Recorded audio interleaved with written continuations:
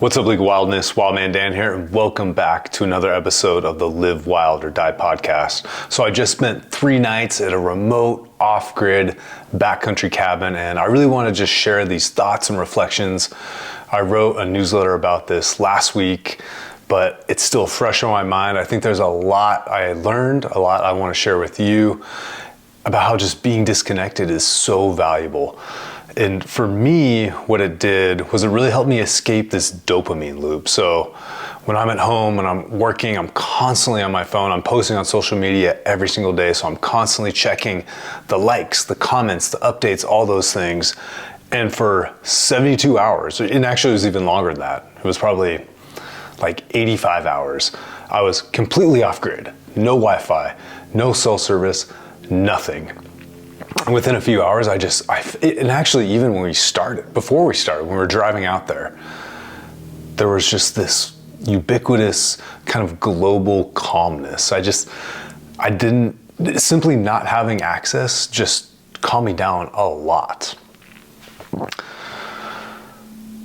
And more than anything, kind of reflecting back, it makes me aware of how not present I can be at times.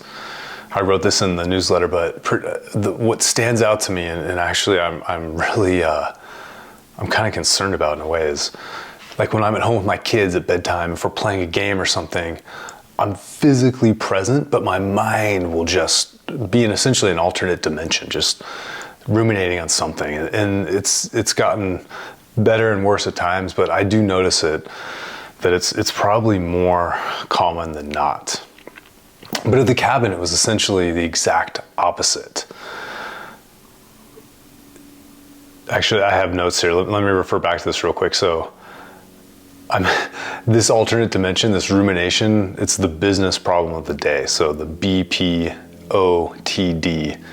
whatever the business problem of the day is, my mind will wander to that. But at this cabin, so we skinned in. So I was on a split board, my friends were on skis, we skinned in. And once we got there, everything was extremely simple and every task was so vital, essentially to our survival, that it was all consuming and you were very much in the present moment. So there was almost no opportunity for rumination purely because you're just focused on the task at hand. So two main things stand out. One was just tending the fire. There's something about a fire that just consumes me. It's just, you want it to burn properly. You don't want it to die down too much. You guys want to make sure there's enough wood. So that was all consuming. And then we also had to melt snow to make drinking water. So we had 2 giant pots on top of this wood burning stove. And there was like this technique to it. So you can't just dump snow in an empty pot. There's so much air. The snow is so dry that essentially it'll just kind of burn the bottom of the pot. So you have to make sure there's a little bit of water in the pot. You have to make sure the snow to slush to water ratio is all in balance. So we were constantly having to scoop out slush of our main pot, putting into a secondary pot, kind of balance, pouring water back into the main pot. There was this constant balancing act so that we would have enough drinking water to both drink and cook with.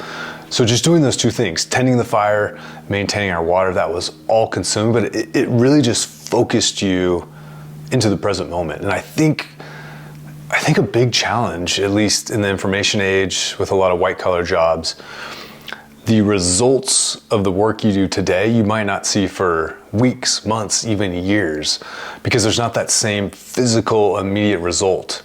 Whereas if you're doing something more physical, like if you're a plumber, an electrician, you're seeing real physical progress. If you're chopping wood, every time you swing the axe, there's physical progress. Every time you bring in a bucket of snow from outside, there's that much more water to drink, to cook with. And there's something about that that's very, very satisfying, grounding, calming, all these things.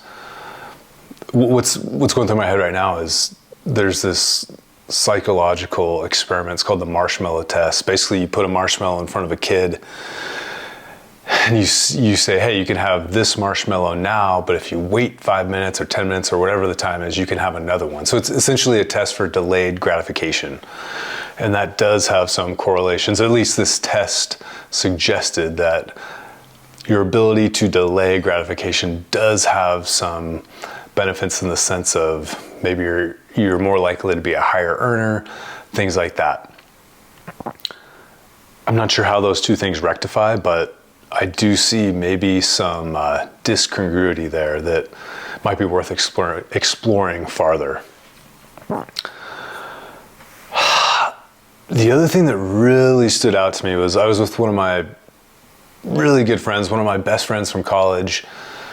We were college teammates.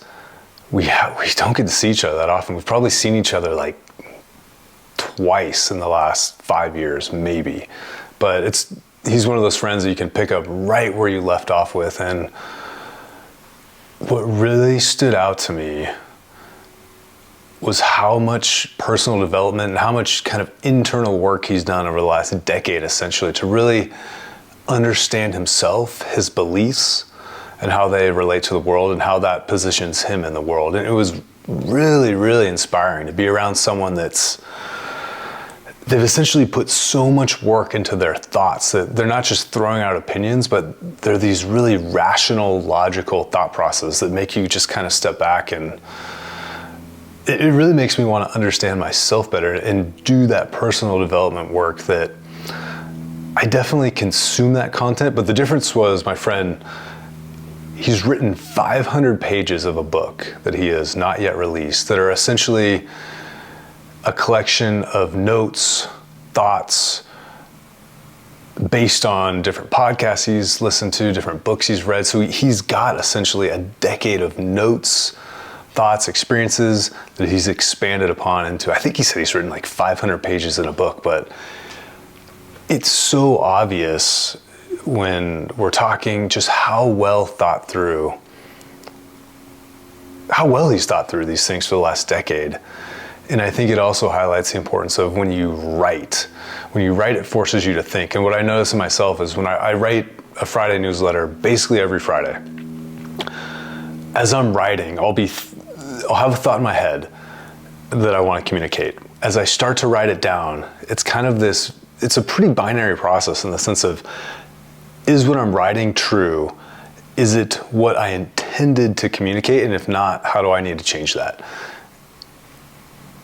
I don't think I write enough, actually. So part of this cabin experience was really inspiring just to get me maybe to start journaling regularly, or just, I think more than anything, I've talked about this in the past, but your media diet matters a lot. But I think what I don't want it to be is just entertainment. I think I want it to be something that becomes actionable and implemented in my life. So if I'm going to consume content, I want there to be kind of a back end to that of, how is this making my life better? How am I acting on this? And I think a part of that might actually be consuming less total content, maybe rereading things, rewatching things, re-listening to things, to really, really better understand the first principles and kind of like foundational truths that are trying to be communicated. I wrote about this, it wasn't like a New Year's resolution, but I wrote essentially like the concepts and ideas I want to explore for 2026. And one of them was, well, there's a few actually, but this cabin experience makes you really think about two in particular. One is your media diet, kind of consuming less content, but maybe consuming it in a way that allows you to better understand it. And then two is building a group. There's this concept of you're the sum of the 5 people you spend the most time with, and really being a lot more intentional about that, because I think it matters a lot. It's just, again, I was with a friend I hadn't seen for a year, and that I'd only seen twice in the last 5 years, but the impact of that experience was really, really powerful. And I think if you can build that tribe, it can have huge benefits to your life and to other people as well. It's not just a one-way street. So